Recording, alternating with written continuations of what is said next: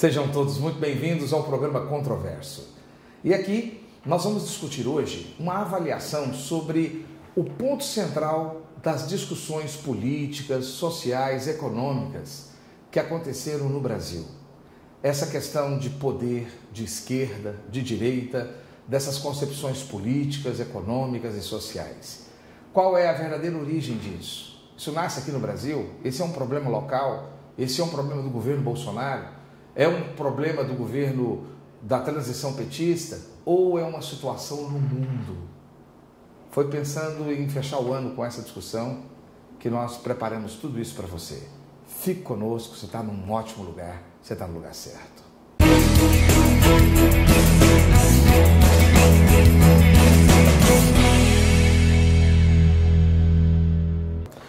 Esse ano 2019 foi muito diferente para nós aqui no Brasil. Nós temos um governo diferente em todos os aspectos. E não é só o governo que é diferente, não. A participação popular nas discussões e nos debates tem sido muito profícua. Todo mundo entende um pouco de cada um dos assuntos nacionais. Mas parece que essas discussões têm trazido muito conflito, muita briga.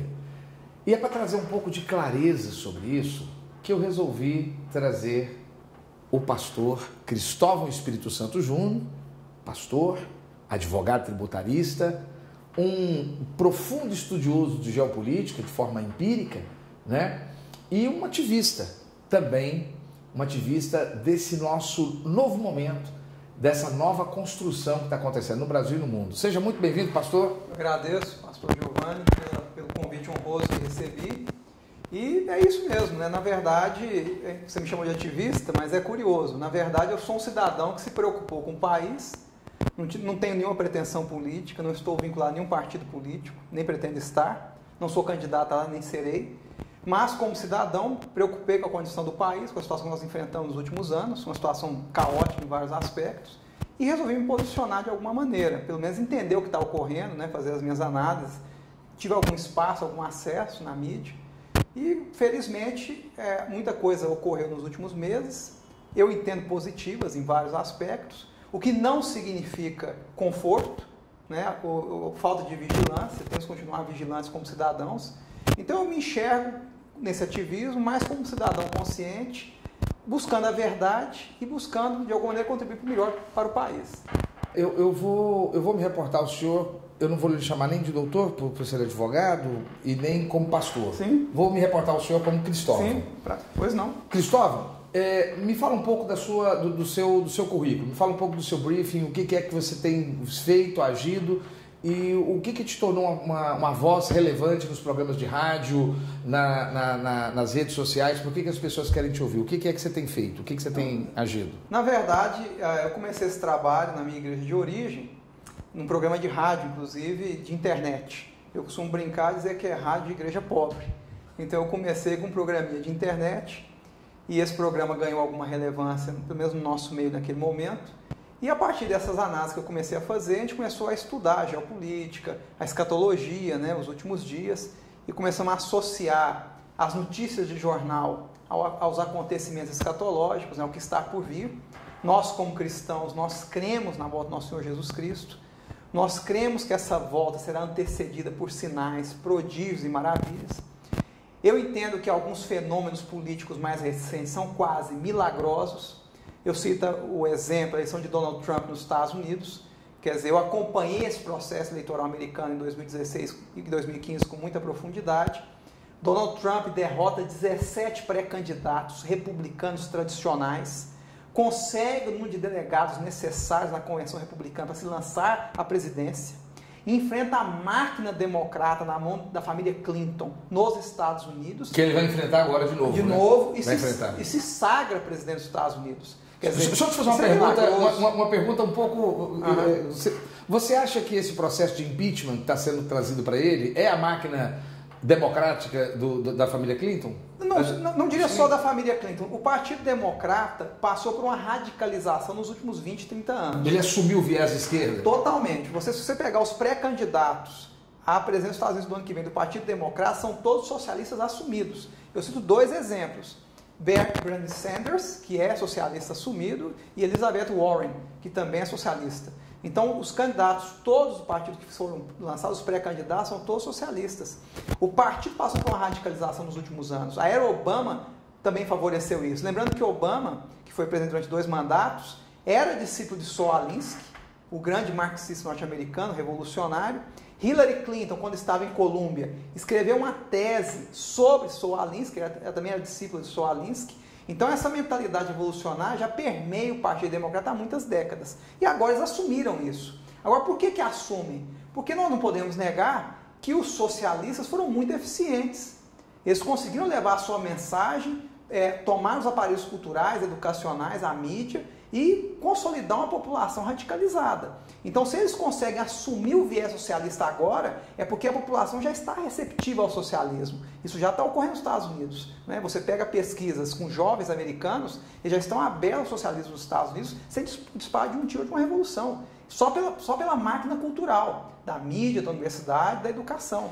Mas se eles têm esse apoio tremendo do socialismo, por que o grande baluarte de apoio do Donald Trump nas eleições que derrotaram Hillary Clinton foi exatamente o líder soviético, o líder russo? Não, na verdade, essa história da colusão com a Rússia, do conluio, ela é fictícia. Na verdade, quem se utiliza da máquina russa para prejudicar Donald Trump são os democratas. Existe um dossiê que foi feito por um agente do MI6, que é o Serviço Secreto Britânico, ligado à Fundação Clinton, ligado ao Partido Democrata, à Convenção Democrata. Ele fornece um dossiê feito na Rússia, por russos, para prejudicar Donald Trump, com acusações de assédio sexual, etc., nesse dossiê. Ele traz o dossiê para os Estados Unidos, vende para o Partido Democrata. Não existe... eu entendo. Né? Na verdade, o conluio foi com os democratas, mas é aquela velha estratégia. Eu vou acusar o meu adversário do que eu sou. É a velha estratégia. Mas não existe uma proximidade desse capitalismo armamentista que o Donald Trump representa, né? Que ele está fortemente ligado à indústria bélica, com esse capitalismo também armamentista e especulativo russo? Não, mas são fenômenos diferentes. Você tem 3 grandes grupos disputando a hegemonia de poder no mundo. Isso é importante ser dito, porque não existe vazio de poder. Não. Então você tem 3 grandes grupos. Você tem um grupo muçulmano, que tem alcançado espaço, né, na Europa e tem crescido, inclusive no Brasil. Você tem um grupo sino-russo, que tem uma estrutura de poder, de lógica diferente da nossa. Por exemplo, no caso do Putin, ele tem um teólogo... Explica para o nosso telespectador a questão sino-russo, que é a questão chinesa. Chineses e russos, né? Eles estão aliados com o mesmo propósito, né?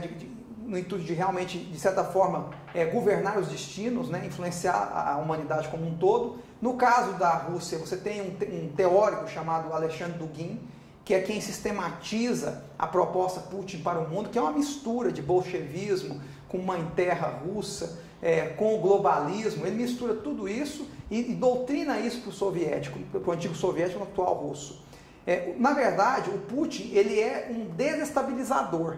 Eu me lembro que ocorreu um evento em Nova York quando o Trump tomou posse, que foi interessante. O Putin patrocinou os socialistas do Partido Democrata e patrocinou os apoiadores de Trump ao mesmo tempo. Isso. Então o objetivo dele não é apoiar um ou outro. É manter a política externa russa. Que é de trazer o que o americano chama de civil unrest, que é trazer essa instabilidade social para um país que é adversário.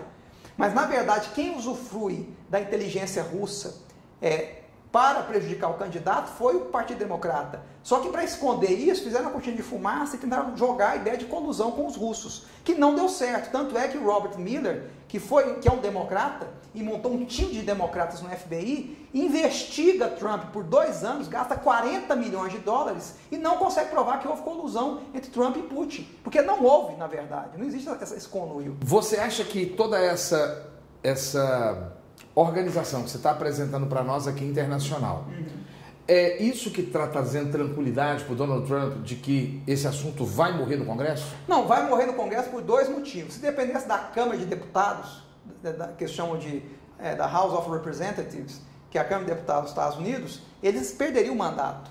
Porque a maioria é democrata e como o partido está radicalizado, não tem diálogo com eles. É para tirar mesmo. Não tem diálogo com fascista. Não é nem falar.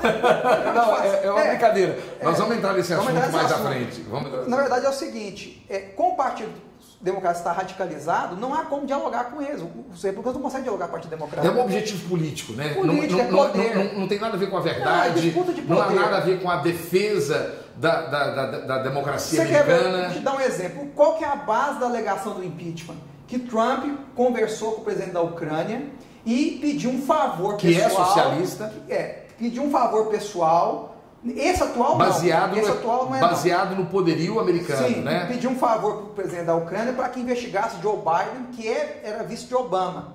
Mas por que ele pediu isso? Porque está provado que houve um conluio com russos, ucranianos, o FBI, na época da campanha presidencial americana, antes de Trump ser eleito, para prejudicar Donald Trump. Ele sofreu grampos, ele foi investigado, né, inclusive como pré-candidato, foi perseguido pelo FBI em inúmeras ocasiões. Então ele queria que isso fosse investigado. E outra coisa, o Joe Biden, que era vice de Obama, pegou o filho dele, o Hunter Biden, e colocou numa empresa de gás e energia da Ucrânia para ganhar milhões de dólares, enquanto os americanos davam bilhões para a Ucrânia para combater o Putin. Então, na verdade, ele aproveitou da condição dele como vice-presidente e colocou o filho numa posição de autoridade na Ucrânia para ganhar dinheiro. Isso é propina, isso é corrupção. E o Trump queria que isso fosse investigado.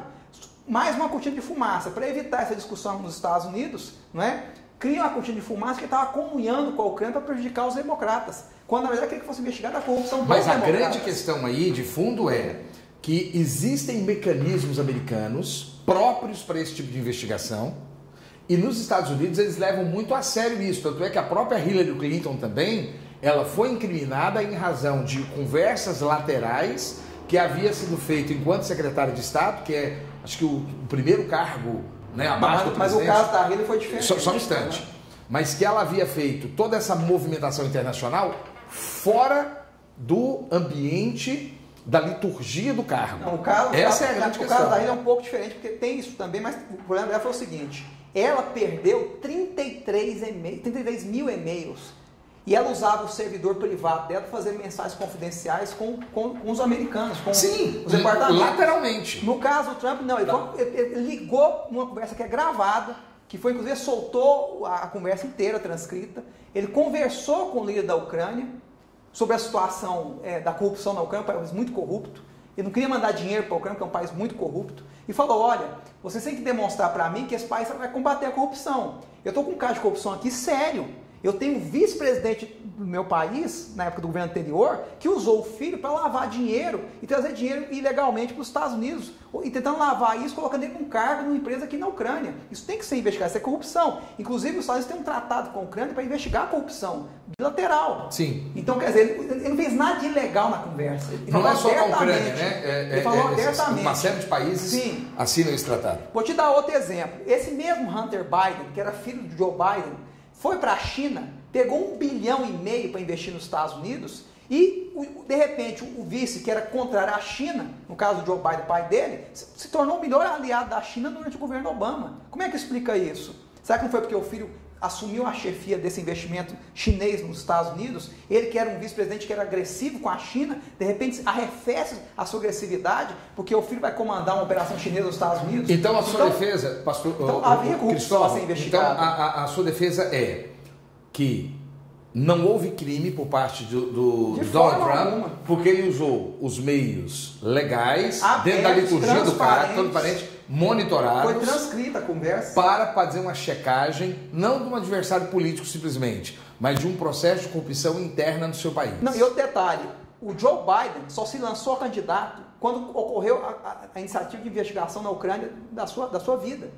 Ele não era para ser candidato para os Estados Unidos, ele é uma pessoa totalmente incapacitada, está com vários problemas de saúde, não tem condições de ser presidente. Mas ele foi lançado para justificar o processo de impeachment, para dizer que estava perseguindo um adversário político de Trump.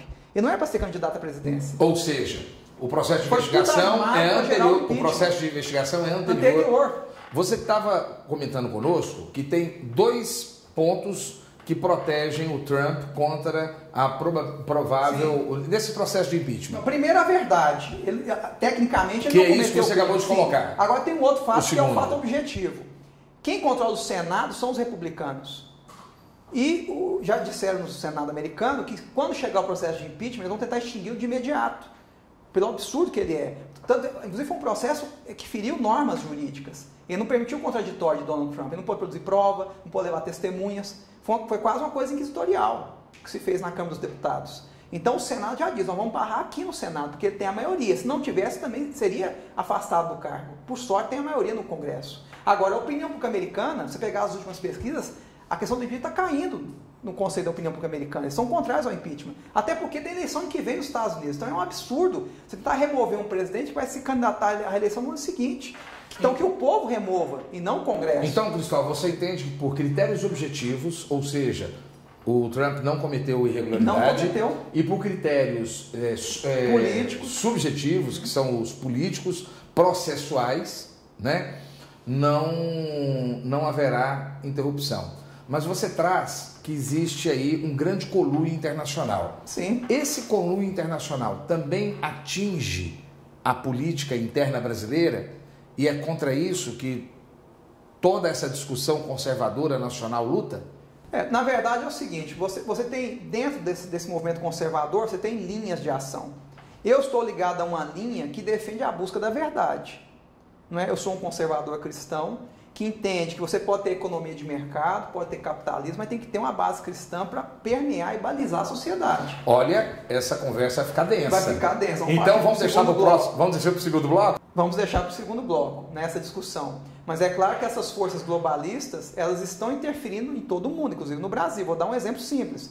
Nós temos fundações internacionais poderosíssimas atuando no Brasil, que tem 100 parlamentares financiados por elas. Não que isso seja ilegal, são financiamentos legais, mas não há de ignorar o fato de que se você tem 100 deputados que estão, de certa forma, sob a sua subordinação, você vai influenciar a conta desses deputados. Nós temos isso no Brasil ocorrendo. Então há influência nacional sim no Brasil. Internacional. Em cima de pautas. Influência internacional. Exato, em cima de pautas que são pautas globalistas. São pautas da nova ordem mundial. Vamos falar no segundo bloco a respeito. E o segundo bloco está chegando já já. Vamos só tomar uma água. Fique conosco, você está no lugar certo.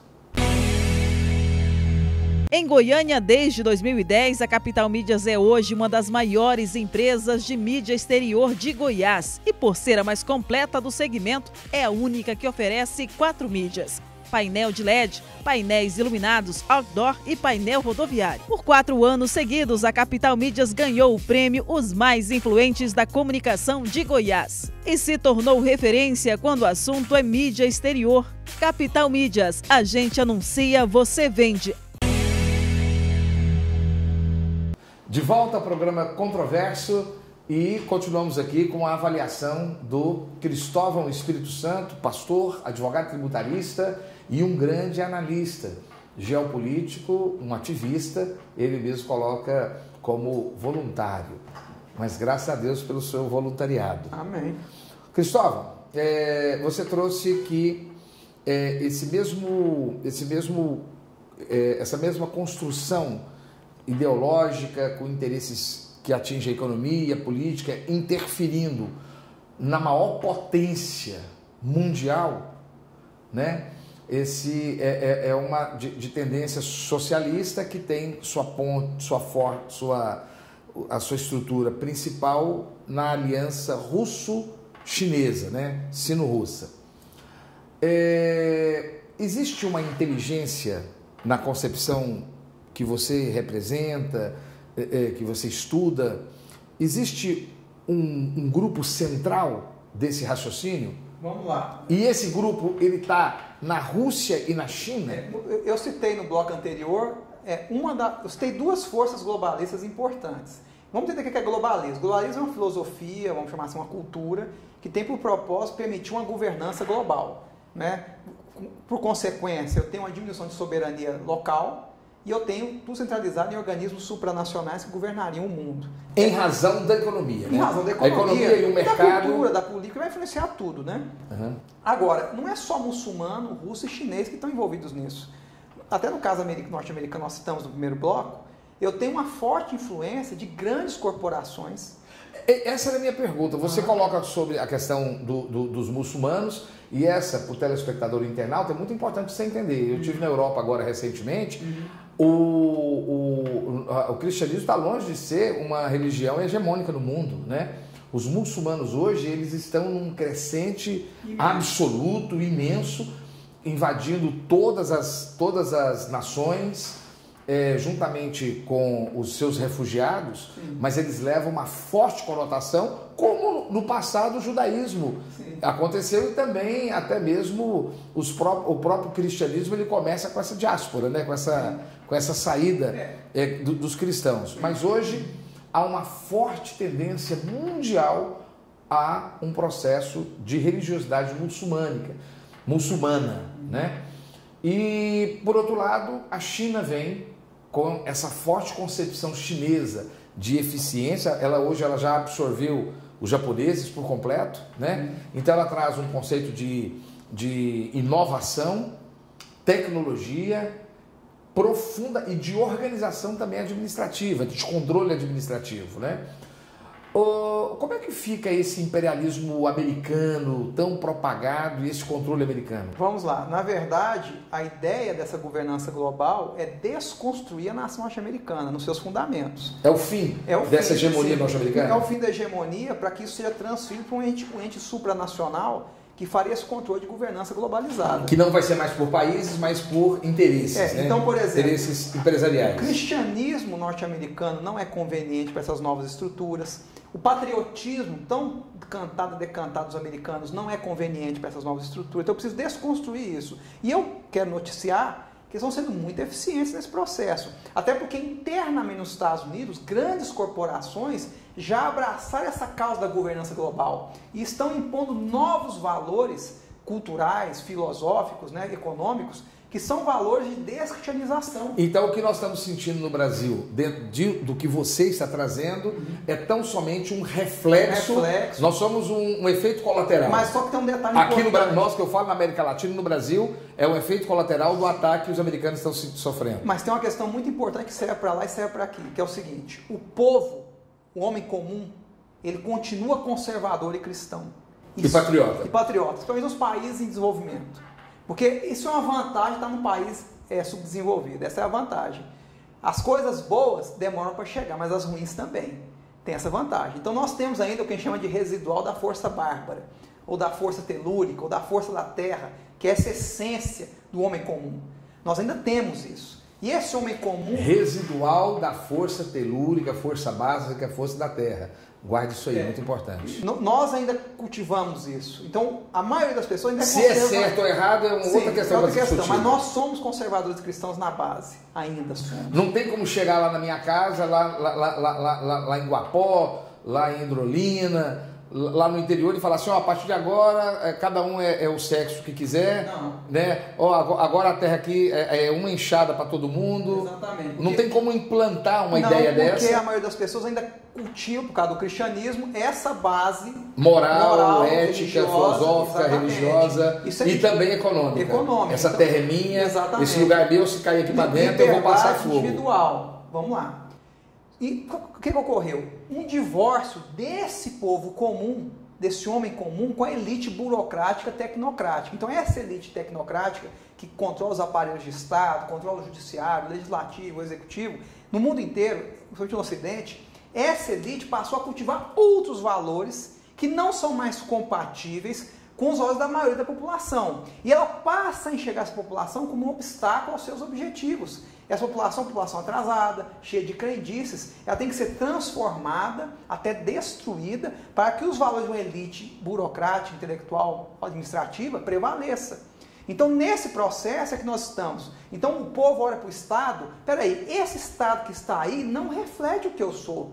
Mas não sou eu que financio com os meus impostos esse Estado, diretos ou indiretos, não sou eu que sustento esse Estado. Por que ele não reflete o que eu acho, o que eu penso sobre as coisas? E é o que está ocorrendo no mundo inteiro. As populações estão sendo divorciadas dessa elite burocrática e Boris Johnson na Inglaterra, Trump nos Estados Unidos, Bolsonaro aqui, no Paraguai, na Grécia, são gritos de uma população dizendo, olha, esse Estado que está aí, ele não me serve, e eu vou pegar um vaso imperfeito, porque são todos imperfeitos, vou pegar um vaso e vou colocar para falar por mim, para essa elite arrogante e prepotente. É isso que nós estamos fazendo. Então, Boris Johnson, Donald Trump, Bolsonaro é a pedra na janela? É a pedra na janela, é a resposta, é o vaso que o povo comum escolheu para dar um recado para essa elite exatamente o que essa elite culta, intelectual, burocrata, que na sua concepção, que está contaminada e ela é o estabelecimento daquela contracultura da nova ordem mundial.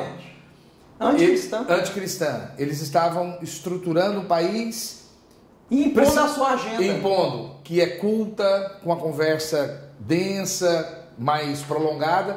Precisa de pessoas incultas, um pouco grosseiras, de frases curtas, que representa essa força telúrica da sociedade, ou seja, esse homem simples, padrão, esse americano branco que está desempregado, esse europeu que está desesperado também com a invasão muçulmana, esse brasileiro que se sente não representado. Eles são a pedra na janela. Sim, um detalhe. Ao mesmo tempo, o Donald Trump em especial, porque está há mais tempo, então é mais fácil analisar o governo do que o governo Bolsonaro, que é recente. O Donald Trump demonstra que conservadorismo com liberdade econômica funciona. Os americanos estão vendo um momento de prosperidade quase inédito nos últimos 50 anos. Você tem hoje os menores índices de desemprego entre negros, entre latinos, entre mulheres, em 50, 60 anos, por conta da liberdade econômica propiciada no país. Eu acho que é melhor. Eu não sou contra o welfare state, eu não sou contra uma malha de proteção social. Para quem não sabe, o welfare state, o estado do bem-estar social, ele é a base, ele é a base do Estado desde de 1800 e alguma coisa, né? Ou seja, o Estado precisa fornecer uma estrutura positiva de proteção social. Esse welfare state, ele é muito utilizado na visão da esquerda como sendo uma função fundamental do Estado. Sim, é importante, mas eu acho que a melhor política social é desenvolvimento individual e emprego. E isso ele tem feito. Por exemplo, você tinha milhões de americanos na época de Obama usando food stamps, que seria o Bolsa Família nosso, né, um vale alimentação, etc. Hoje, mais de 6 milhões saíram dessa condição, porque conseguiram emprego, não precisam mais usar os food stamps. Então, quer dizer, você libertar as pessoas desse aparato social todo também é positivo, dá dignidade a elas, de ganhar o próprio pão, o próprio sustento. E é o que ele fez. Hoje, o desemprego americano está em 3,5% e caindo. O PIB cresceu vertiginosamente. Mas o que se questiona muito nessa discussão direita e esquerda aqui no Brasil, de liberalismo, do liberalismo contra a produção da malha social, que essa é outra discussão que tem aqui no Brasil, é de que nós temos uma história diferente da história americana. Existe um patriotismo real americano, onde eles realmente se preocupam com o país, aquele sentimento de neighbor, de vizinhança, né? Eu sou seu vizinho, então eu preciso te proteger, inclusive armado. Ó, tô atacando meu vizinho. Passa a mão na arma e abre o fogo para proteger você, que ela, inclusive, faz parte da visão judaica, né? A construção do povo judeu, cada um com a sua arma, um protegendo seu vizinho. Não é isso? Os cristãos também, que tomam posse da estrutura americana, os Pilgrims, né? Eles vêm fortemente armados, né? Não tinha nenhum crente bonzinho. E com muita fé. Não, inclusive os xerifes eram... o Velho Oeste foi conquistado. Inclusive pastores, eu falo isso, eu tenho até medo de falar isso no ar, mas pastores pistoleiros, ou seja, que também defendiam as comunidades a bala. Mas esse sentimento de comunidade é fortíssimo americano, né? Sim. Os condados americanos, tanto é que... Tudo é muito municipalizado. Tudo é muito municipalizado, o poder é municipalizado, o xerife é escolhido, votado, né? O promotor é eleito, o juiz também, alguns níveis de juiz são eleitos, que esse sistema todo não funciona no Brasil. Não. Aonde aqui é uma especulação, a elite aqui, ela é maligna para com o povo, porque ela realmente quer sugar, levar e morar fora. Você consegue fazer esse parâmetro? Então, vamos lá, vamos por etapas. Assim, eu não vou colocar no mesmo cesto todo o empresariado brasileiro. Não estou falando do empresariado. A maior parte do empresariado brasileiro, a maioria que dá mais emprego são os pequenos e médios empresários. Esse está fora daquele especulativo. Agora, Giovanni, eu quero falar sobre metacapitalismo. É importante falar sobre isso. Nós tivemos um exemplo. O que é o metacapitalismo? De certa forma, é o capitalismo de compadrio, que nós tão bem conhecemos no Brasil nas últimas décadas. Aquele dinástico, né? Dinástico, que usa o Estado para se completar as custas do contribuinte. E aí eu vou me manter através do meu filho ou do meu herdeiro. Ou eu vou usar a minha influência no Estado para conseguir um contrato, para expandir o meu negócio, que foi o que nós vivemos aqui nas últimas décadas. Segura só um pouquinho. Você não acha que esse metacapitalismo contaminou também as associações e até mesmo as igrejas? Com certeza. Nós temos igrejas que são, com certeza, que são dinásticas, sim, que buscam simplesmente o poder e a estrutura. Sem dúvida nenhuma, sem dúvida nenhuma. Então, na verdade... Mas também associações e até mesmo para a esquerda, os sindicatos... Eu acho que tem que fazer um meia-culpa, né? Por exemplo, a esquerda se indigna muito com o Bolsonaro, mas eu já disse isso para você uma vez, num programa anterior. Bolsonaro é fruto da incompetência da própria esquerda. Concordo. Se não o pai do bolsonarismo é o lulismo. Incompetente que não está aí. O lulopetismo pariu. Exatamente. Pariu o bolsonarismo. Situação. Então, quer dizer, você tem que fazer a minha culpa. E eles não fazem a minha culpa. Não se faz a minha culpa. Por exemplo, você está falando de metacapitalismo, capitalismo de compadrio. Empresas imensas foram criadas com dinheiro do BNDES de forma injusta. O BNDES foi todo voltado a financiar essas empresas gigantescas. Deixando de financiar os municípios, os pequenos os fundos constitucionais. Existem uma verba que vem do Congresso, que são, por exemplo, aqui no Centro-Oeste é o FCO, lá no Nordeste é o FNE. Então esses fundos constitucionais, eles deveriam ser destinados a projetos locais. Esse dinheiro, ele praticamente deixou de existir, porque ele foi centralizado. Ele foi centralizado com grandes projetos. Foi usado em grandes projetos, inclusive fora do país. Menos de 20 empresas, né? Fora do país, né? Financiar, inclusive, ditaduras no exterior. A gente sabe disso, é fato objeto da realidade. Não estou criticando ideologicamente, estou dizendo que foi fato. Ditaduras foram financiadas com dinheiro do BNDES. Portos foram construídos, rodovias, metrôs, etc. E ninguém veio explicar isso. Calotes, e ninguém veio explicar isso até hoje. Ninguém veio explicar. Empresas gigantescas foram construídas na área de educação, na área de infraestrutura, né, na área de proteína animal. Empresas gigantescas foram construídas com esse dinheiro e num esquema de corrupção que foi revelado no Mensalão, foi revelado no Petrolão. Proteína animal, gente, é os grandes frigoríficos, tá? Os grandes frigoríficos. Então, é fato, são fatos da realidade, não tem como negá-los.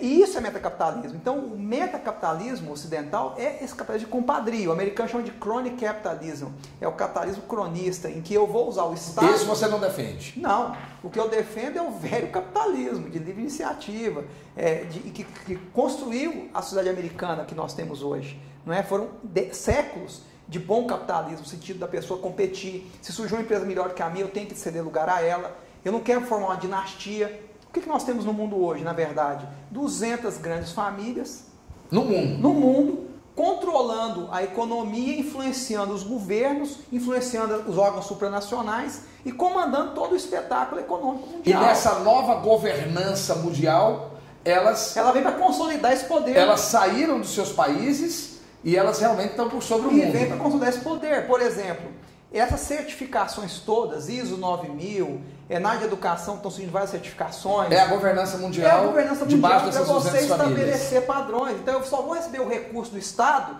se eu me adequar ao padrão internacional que foi imposto. Esse pensamento não é meio socialista, não, doutor? O senhor não está sendo meio revoltoso? Não é revoltoso, não. É porque, na verdade, o socialismo contribui para esse processo, porque eu tenho que ter um Estado grande, centralizador, para viabilizar a nova ordem mundial. O senhor consegue falar em pelo menos 2 minutos, porque já me deram o sinal que eu tenho menos de 2 minutos, sobre a falácia, no seu ponto de vista, né, a falácia de que do socialismo soviético, e que quando teve a derrocada soviética em 84, acabou o socialismo. Que acabou o socialismo e que, na verdade, haviam grandes empresas. Você consegue falar? Sim, rapidamente. Na verdade, quando cai o muro de Berlim, da noite para o dia surgem bilionários na União Soviética. Da noite para o dia. Bilionários soviéticos para o mundo. Para o mundo. E rapidamente, mas eles já estavam lá. Porque, na verdade, o von Mises provou isso muito bem, economia planificada é uma ilusão.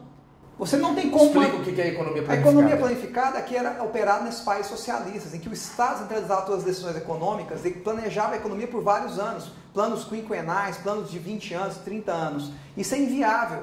Você tem que ter definição de preço. Preço quem define é o mercado. Então, qual que era a jogada desse pessoal? Eu vou manter uma economia planificada na aparência, centralizada aqui no Partido Comunista, mas eu vou permitir no mercado negro que surjam capitalistas. Eu preciso dessa economia informal girando para movimentar a economia planificada. Aí eu faço que nem alguns grupos milicianos que estavam operando dentro da polícia, infelizmente. Eu deixo o criminoso da minha escolha crescer e tiro a concorrência dele. Tira a concorrência dele. Isso é capitalismo cronista. Isso é metacapitalismo. Isso é capitalismo de compadrio. Isso acontece na China hoje? Na China, totalmente. A China foi construída em cima de déficits com os Estados Unidos. Os americanos criaram um adversário, entre aspas, sem perceber. O déficit da economia americana em relação à economia chinesa, que o Trump tentou combater e está conseguindo fazer alguns acordos nesse sentido, que já é um avanço para o americano na prática, chegam a 500 bilhões de dólares por ano. Então foram 20 anos de déficits. Então quem constrói a economia chinesa são os americanos. A China, na verdade, ela tem 5 cidades prósperas e uma miséria imensa no seu interior. Essa é a verdade sobre a China. E era esse projeto que aconteceu na União Soviética, aconteceu na China, que estavam tentando implantar aqui no Brasil? De certa forma, sim. No lulopetismo? De certa forma, dos sim. lulopetistas? De certa forma, sim. Porque, na verdade, o socialismo não consegue inovar. Porque como ele elimina o livre mercado, elimina a livre iniciativa, ele elimina a capacidade de inovação do país. Então ele tem que espionar o Ocidente, ele tem que buscar recursos no Ocidente. E no Brasil não é, o Brasil ainda tem um componente pior. Nós estávamos espelhando em países fracassados. Era Cuba, que é uma grande favela armada, né? A verdade sobre Cuba é essa. Venezuela, que está destruída hoje em todos os sentidos. Eram as referências que nós tínhamos de país para nos basear. E usando os recursos de um país rico como nós para financiar esses países. Então era pior ainda o modelo, é um modelo mais fracassado do que o chinês ou o modelo soviético. Rapaz, que conversa boa. Você não pode ficar de fora disso. Volta conosco para o nosso terceiro bloco final. Você está no lugar certo. Em Goiânia, desde 2010, a Capital Mídias é hoje uma das maiores empresas de mídia exterior de Goiás. E por ser a mais completa do segmento, é a única que oferece 4 mídias: painel de LED, painéis iluminados, outdoor e painel rodoviário. Por 4 anos seguidos, a Capital Mídias ganhou o prêmio Os Mais Influentes da Comunicação de Goiás e se tornou referência quando o assunto é mídia exterior. Capital Mídias, a gente anuncia, você vende. Estamos de volta ao nosso programa de final de ano com o advogado e pastor Cristóvão Espírito Santo. Cristóvão, nós percorremos um grande caminho internacional a partir dos Estados Unidos, da política que está acontecendo nos Estados Unidos, do processo de impeachment do Trump e o que está por trás de tudo isso, a briga do conservadorismo com o progressismo, o que é que esse progressismo está vinculado à esquerda mundial, a essa visão sino-russa de socialismo, o que ele entra nas questões culturais, governança planetária e o que essa governança planetária influencia nos países, ela faz as suas interferências e essa guerra de poder que vai não só da questão política, que ela extrapola a questão política, e política tem a ver com limites, né, de fronteiras, e essas fronteiras todas foram quebradas. Mas também eles penetram na própria questão cultural, mundial e assim por diante. Eu quero pegar todo esse painel e trazê-lo agora para o que está acontecendo no Brasil.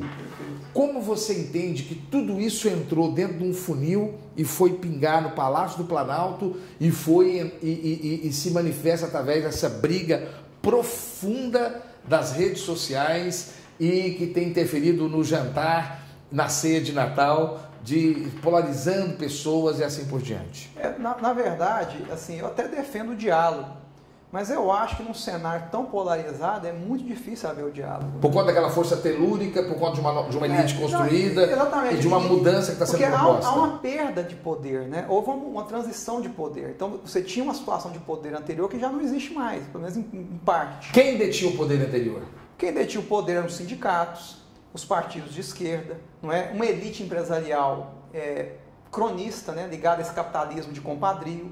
E por maus políticos corruptos, desonestos, eles é que detinham o poder anteriormente. De repente vem esse vaso desse povo esquecido, desse povo comum, que é o Bolsonaro, e fala, nós vamos mudar esse paradigma, queremos uma nova forma de fazer política. A esquerda brasileira, representada pelo lulopetismo, eles entendem que só tem esquerda no Brasil a partir da posse do Lula como presidente da República. Não, eu acho uma posição ingênua, porque se nós pegarmos o governo Fernando Henrique Cardoso, várias pautas da esquerda ele abraçou também.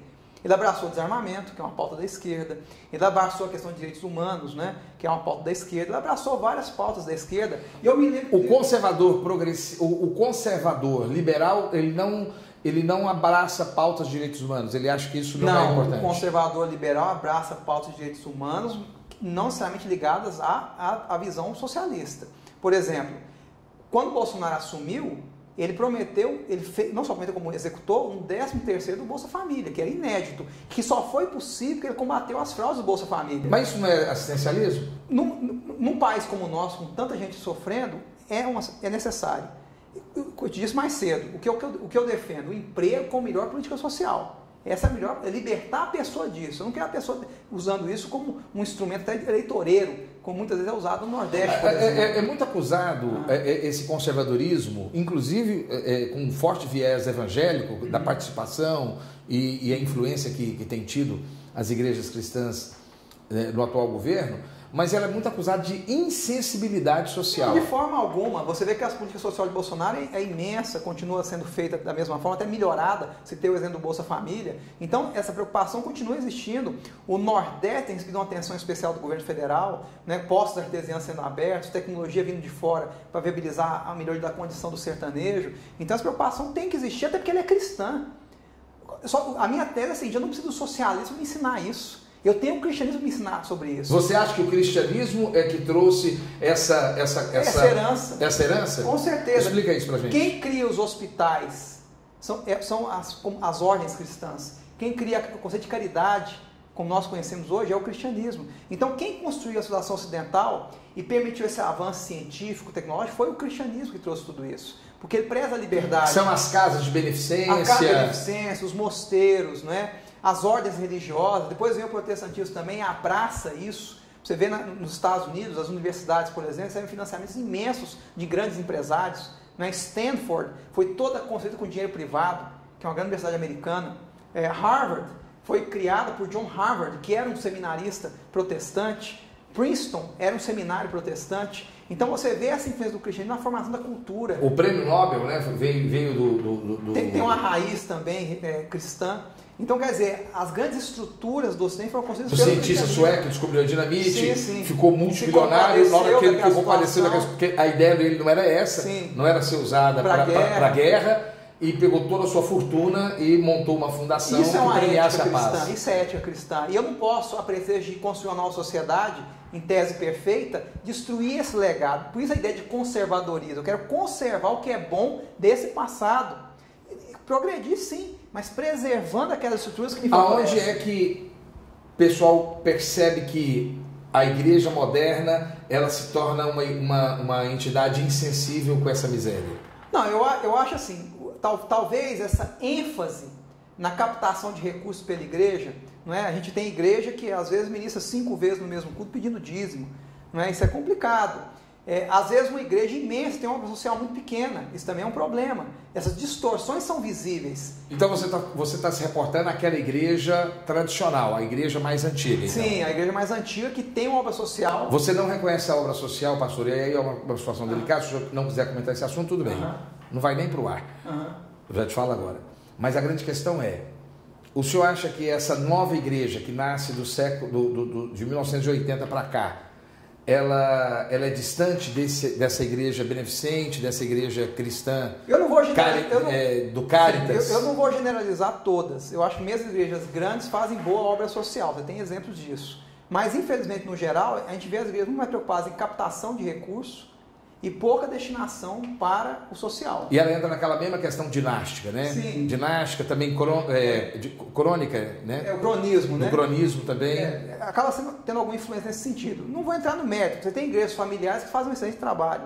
Não estou generalizando. Estou dizendo que é um alerta. Agora, eu acho questionável dizer que nós não temos essa preocupação como evangélicos, como protestantes. Mas será que não é esse grupo que está apoiando o Bolsonaro? Não. Por exemplo, você tem... As igrejas tradicionais estão apoiando.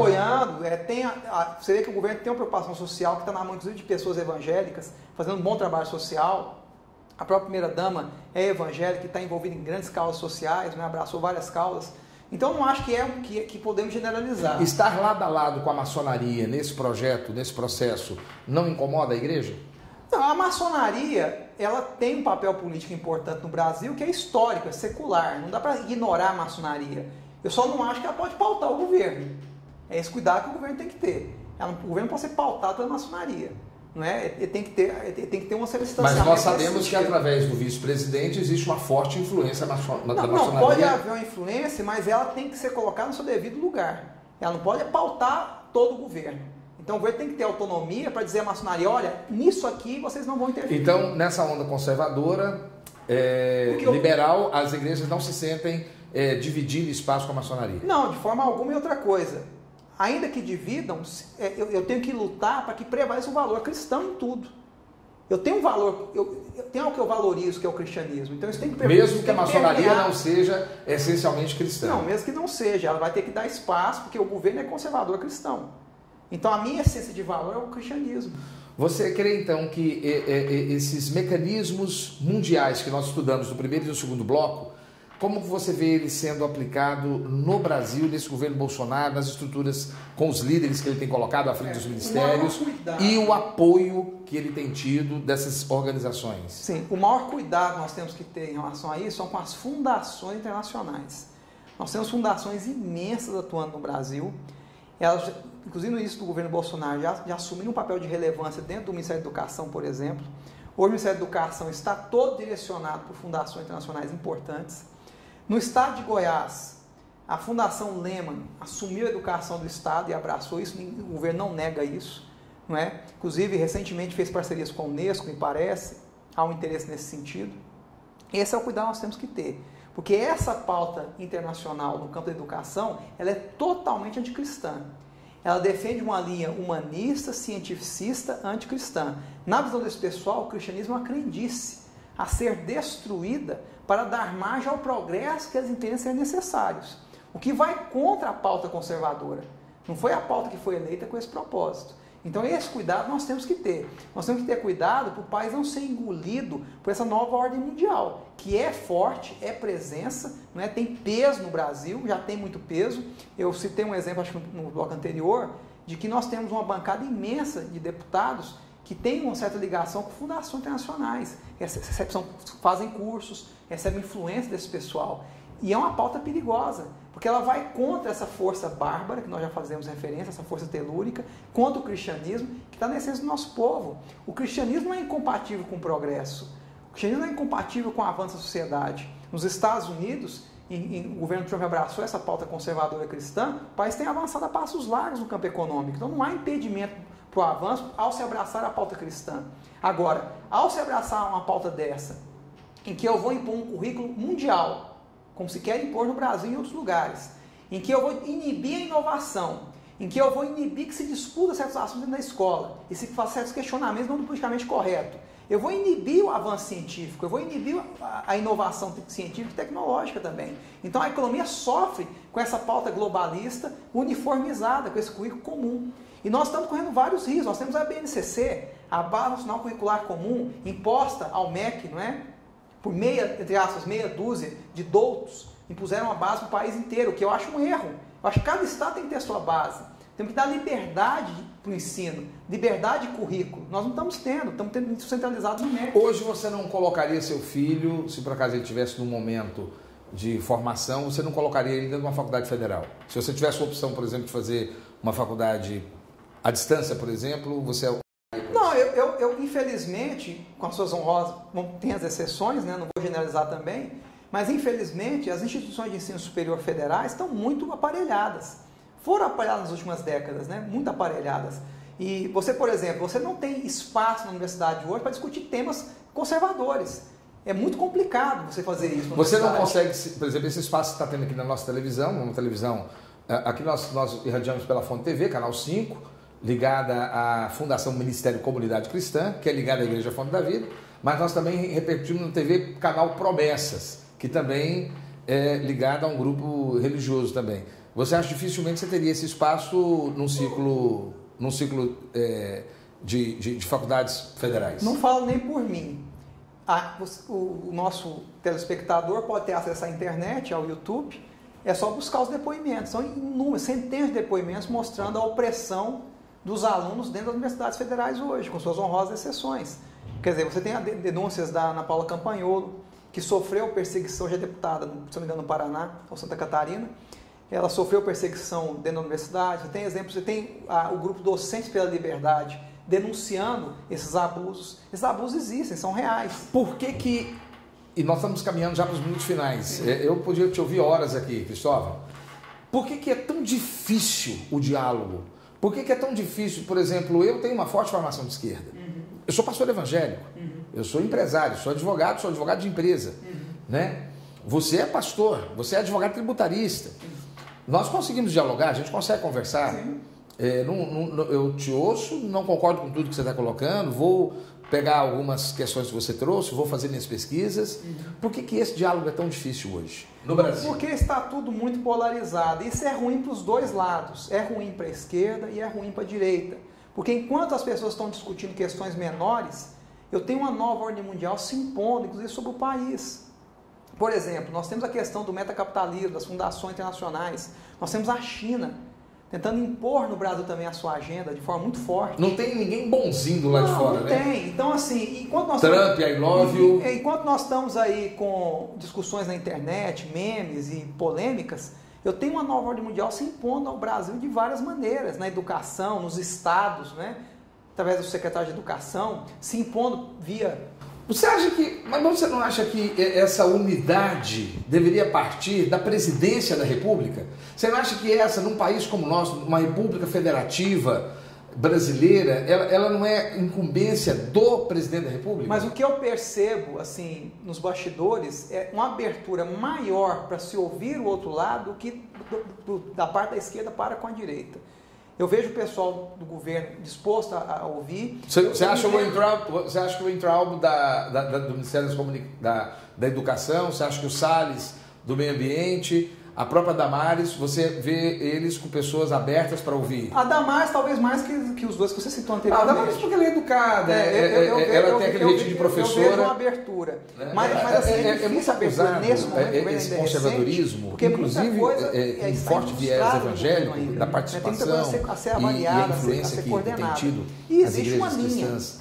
Não adianta também eu querer dizer que eu vou fazer um diálogo, mas ela é muito acusada de insensibilidade social. É conservadora cristã e tem que ser respeitada. E eu já disse aqui e demonstrei. Mas ela precisa ser agressiva? Não acho que tem que ser agressiva. Talvez melhorar... Chamar Paulo Freire de energúmeno? Não, talvez melhorar o approach, né? Mas, de qualquer maneira, você está demarcando um território, deixando claro que aquela, entre aspas, velha ordem anterior, ela se perdeu. E eu tenho uma nova ordem a ser estabelecida. Então, vai haver atritos, às vezes palavras mal trocadas, isso acontece, mas a gente percebe uma tentativa ainda de fazer algum tipo de conciliação.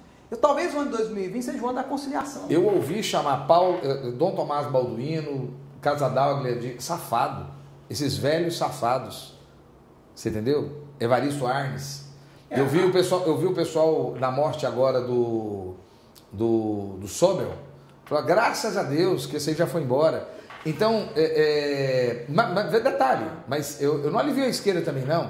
Eu tentei conversar com um jovem jornalista formado e a gente eu estava tentando buscar essa conversa, eu estava tentando buscar extrair dele o que eu estou extraindo de você. Por que você pensa assim? Como é que foi? E eu perguntei para ele, olha, você poderia... Ele me trouxe muita coisa bacana também, mas eu poderia trazer você junto com a pessoa. Ele falou assim, não. Não tem conversa com fascista. Eu falei, mas espera aí. Não tem conversa com fascista. Ou seja, há uma total impossibilidade. Nesse momento, talvez sim. Você acha, e aos minutos finais do nosso programa, você acha que a gente vai conseguir melhorar isso para os próximos anos? Nós temos 3 anos de governo Bolsonaro ainda. Eu espero que sim, ninguém deseja isso. Agora, a preocupação é que nessa mentalidade, eu não estou entrando no método ideológico, você se torna juiz da humanidade. E ao se tornar juiz da humanidade, julgar vivos e mortos, não é? Essa mentalidade revolucionária traz essa capacidade, por isso que ela é atraente, por isso que as pessoas abraçam essa mentalidade revolucionária. Ao se tornar juiz da humanidade, você não é julgado, você está acima de todos. Todos são canalhas, menos você. Exato, então eu não vou sentar com eles, eu estou numa posição superior a deles. Eu sou o juiz da história, de uma sociedade que eu não sei qual será e que eu vou construir. Então eu não tenho que sentar com ninguém, eu não sou julgado por ninguém. E é perigosíssimo isso. E é essa mentalidade que é construída. Então falta humildade, falta respeito e falta amor cristão. É o que está faltando. Quem sabe falar mais de cristianismo ajude a mudar essa realidade. Queridos, e esse foi o nosso programa de hoje. É um programa intenso, com muitas informações, e é assim que eu fecho o ano de 2019. E abro, antes de concluir o programa, você tem aí 30 segundos para fazer suas considerações finais. Primeiro, agradecer a gentileza, um convite tão honroso, a gente está sempre à disposição para ajudar. Desejar ao nosso telespectador um Feliz Natal, um ano novo repleto das bênçãos de Deus e dizer que a preocupação que tem em especial é com o país. Eu não estou ligado a nenhum grupo político, não tenho nenhum interesse financeiro, econômico, de cargo, de nada. Eu sou um cidadão que se preocupou com a situação do nosso Brasil e que almeja um futuro melhor para todos. Deus abençoe vocês. Você está no Controverso e você esteve comigo durante todo o ano de 2019. Muito obrigado. Porque a minha razão de existir enquanto programa, enquanto comunicador, enquanto apresentador, é você que está aí nos assistindo. Espero que em 2020 a gente possa enfrentar novos desafios, romper novas barreiras e construir um caminho de argumentação e de busca da verdade. Para isso nós estamos aqui e é por isso que eu digo sempre, você está no lugar certo. Que Deus te abençoe, Feliz Natal, Feliz Ano Novo e eu te aguardo muito no ano que vem.